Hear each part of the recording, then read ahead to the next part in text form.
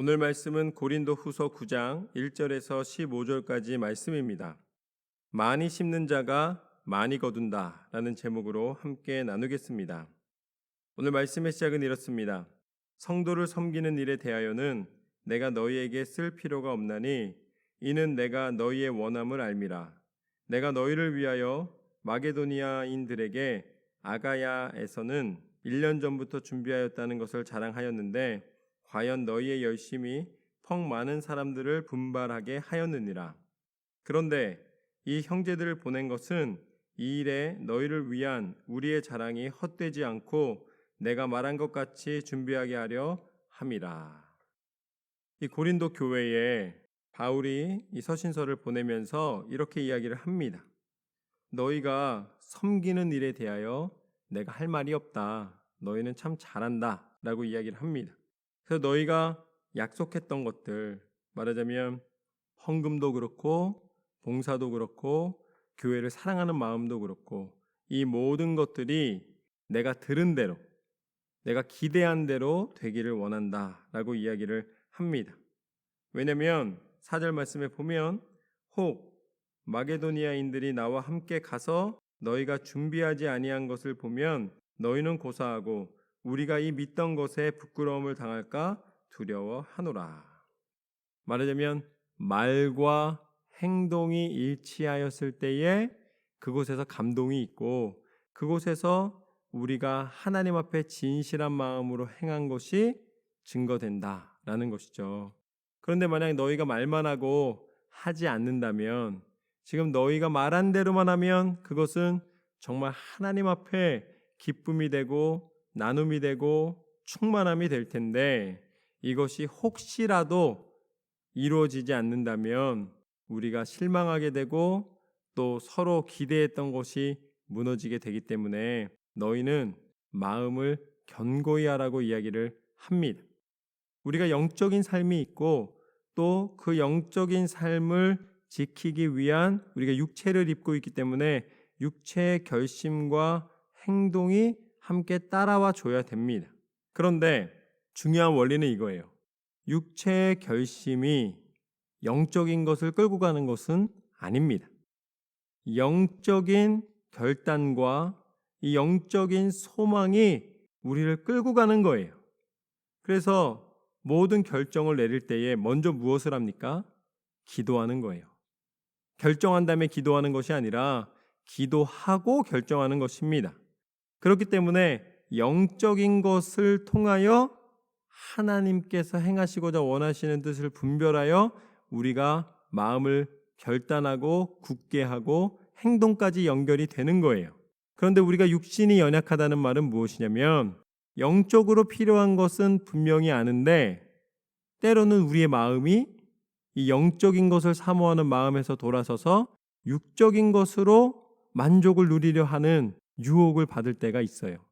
그리고 또 하나는 영적인 것이 틀린 것도 아니고 싫은 것도 아니고 안 하겠다는 것도 아닙니다. 그런데 피곤할 때가 있어요. 내가 이번 주에는 새벽 예배를 꼭 다 나가야지 마음은 먹었습니다. 근데 감기에 걸렸어요. 그럼 어떻게 됩니까? 그걸 어떻게든지 길을 쓰고 나갈 수도 있으나 때로는 그럴 만한 건강이 허락되지 않을 때도 있다는 것이죠.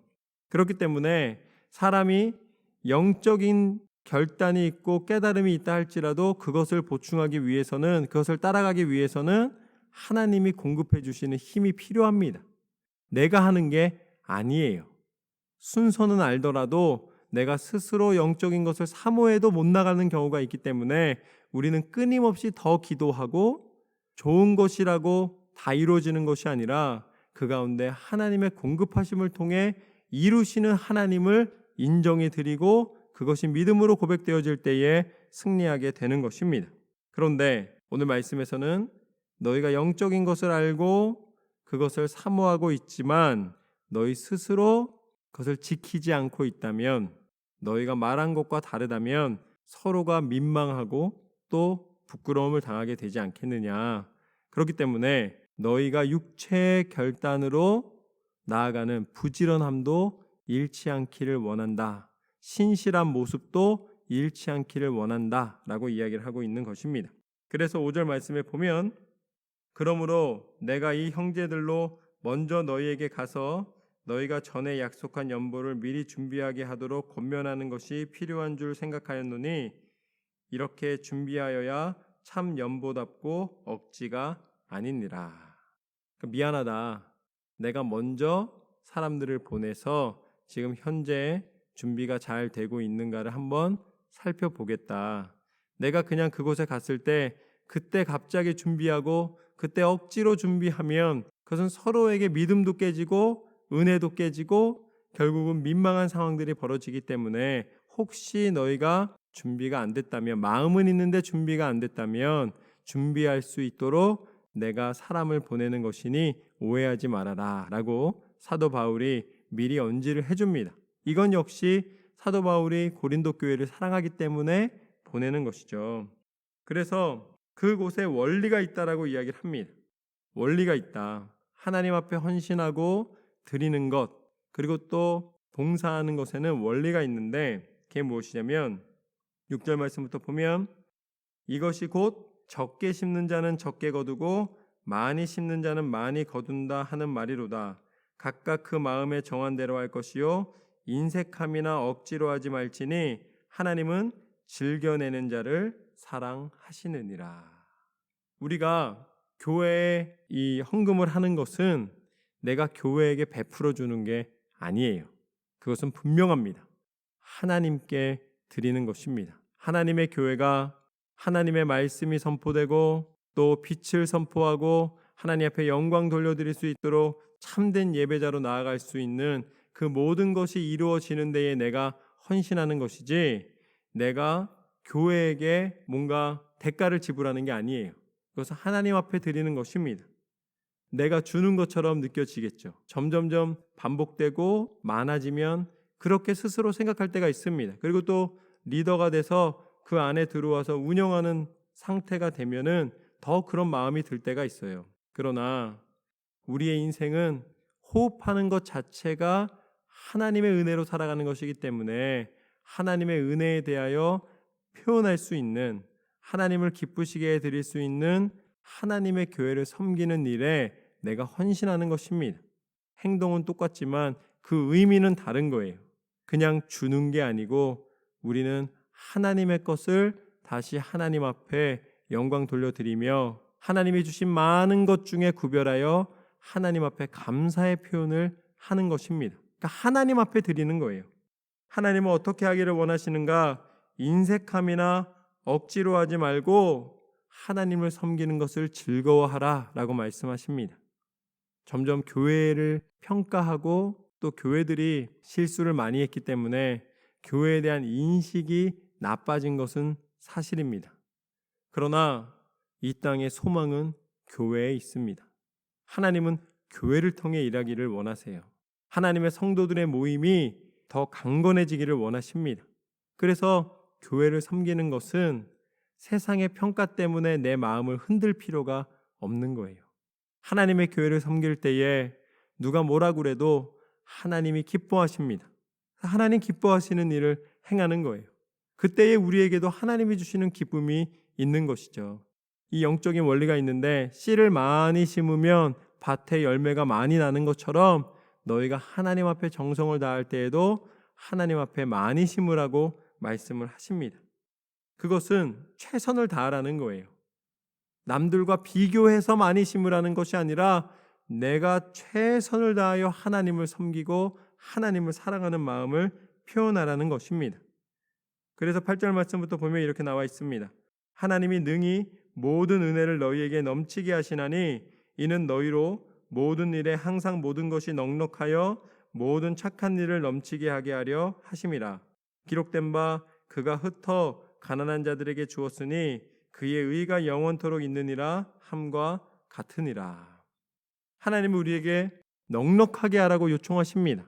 왜냐하면 하나님은 받으시려고 그러시는 것이 아니에요. 그 중심을 보시기를 원하십니다. 그리고 하나님은 우리 가운데 아낌없이 베푸시기를 원하십니다. 하나님은 당신의 모든 것을 다 우리에게 주시기를 원하세요. 그러니까 하나님이 당신의 마음이 그렇게 진실함으로 우리에게 주기를 원하시기 때문에 당당하게 우리한테 요청하시는 것입니다. 너희가 정성을 다해라 라고 말씀하시는 것이죠. 그렇다면 하나님이 내게 주신 것 가운데 내가 돌리는데 내가 그 돌릴 만한 이유가 무엇입니까? 라고 물을 때에 우리의 호흡 자체가 하나님이 허락해 주지 않으시면 가능하지 않다는 것을 깨닫게 하십니다. 공기도 하나님이 공급해 주시니까 우리가 살아갈 수가 있고 호흡할 수가 있는 것입니다. 그리고 하나님은 우리 가운데 가장 소중한 것을 베풀어 주시되 어디까지 베풀어 주셨는가? 당신이 친히 이 땅 가운데 오셔서 당신의 목숨을 내어 주시기까지 우리를 사랑하신 줄로 믿습니다. 그분이 바로 예수 그리스도이십니다. 하나님은 우리한테 달라고 요청하지 않으셨어요. 넉넉히 너희의 마음을 인색하지 않게 쓰라고 말씀하셨습니다. 왜냐하면 하나님은 우리에게 당신의 생명을 주시기까지 우리를 사랑하셨기 때문입니다. 예수님이 십자가에 달려 죽으신 것은 하나님의 그 사랑을 온전히 보여주신 것입니다. 그리고 예수님의 십자가는 죽음으로 끝난 것이 아니라 예수님의 십자가를 통하여 어둠의 권세를 물리치셨습니다. 우리를 대신하여서 죽으심으로 우리의 모든 죄를 사하여 주셨습니다. 그리고 다시 부활하시사 영원한 생명을 우리 가운데 허락해 주셨습니다. 돈으로도 살 수 없는 것을, 어떤 것과도 바꿀 수 없는 것을 우리 가운데 허락해 주셨습니다. 이것이 바로 하나님의 사랑이며 하나님의 섭리입니다. 10절 말씀부터 보면 심는 자에게 씨와 먹을 양식을 주시는 이가 너희 심을 것을 주사 풍성하게 하시고 너희 의의 열매를 더하게 하시리니 너희가 모든 일에 넉넉하여 너그럽게 연보함은 그들이 우리로 말미암아 하나님께 감사하게 하는 것이라. 하나님이 주신 만큼 하나님 앞에 온전히 드릴 때에 하나님은 더 넉넉하게 주신다고 약속하십니다. 이것이 단순히 물질의 축복이 아니라 오늘 말씀하신 것처럼 물질뿐만 아니라 영적인 은혜와 축복도 세상의 물질로 환산되지 않는 가장 소중한, 돈으로도 살 수 없는 그 소중한 것을 우리 가운데 허락해 주셨습니다. 그것이 무엇인가? 성령의 능력입니다. 성령 충만함으로 우리가 살아갈 때에 영적인 눈을 뜨게 하시사 보지 못하는 것들을 보게 하시고 들을 수 없는 것들을 듣게 하시고 하나님의 계획과 섭리를 깨닫게 하시사 하나님 원하시는 뜻대로 우리로 사명을 감당하게 해주시는 줄로 믿습니다. 그걸 주기 때문에 헌금해라 이게 아니에요. 하나님은 우리의 중심을 보시고 우리 가운데 하나님을 사랑하는 마음을 확인하시길 원하시고 또한 하나님 역시 우리 가운데 아낌없이 축복하여 주시기를 원하신다는 말씀입니다. 그래서 12절 말씀부터 보면 이렇게 나와 있습니다. 이 봉사의 직무가 성도들의 부족한 것을 보충할 뿐 아니라 사람들이 하나님께 드리는 많은 감사로 말미암아 넘쳤느니라. 이 중무로 증거를 삼아 너희가 그리스도의 복음을 진실히 믿고 복종하는 것과 그들과 모든 사람을 섬기는 너희의 후한 연보로 말미암아 하나님께 영광을 돌리고 또 그들이 너희를 위하여 간구하며 하나님이 너희에게 주신 지극한 은혜로 말미암아 너희를 사모하느니라. 말할 수 없는 그의 은사로 말미암아 하나님께 감사하노라. 결국 이러한 모든 은혜 가운데 우리 입술에 고백되는 것은 날마다 감사인 줄로 믿습니다. 감사는 감사를 낳고 그 감사는 또 감사를 낳습니다. 감사가 연속되는 거예요. 하나님은 우리에게 감사할 수 있는 입술을 허락하여 주셨습니다.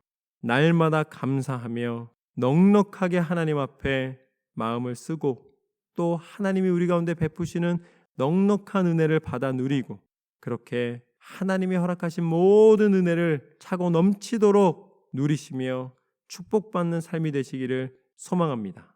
하나님은 우리를 사랑하시되 끝까지 사랑하시고 우리의 기도를 들으시고 응답하시되 반드시 응답하시고 하나님의 온전하신 뜻을 나타내실 줄로 믿습니다.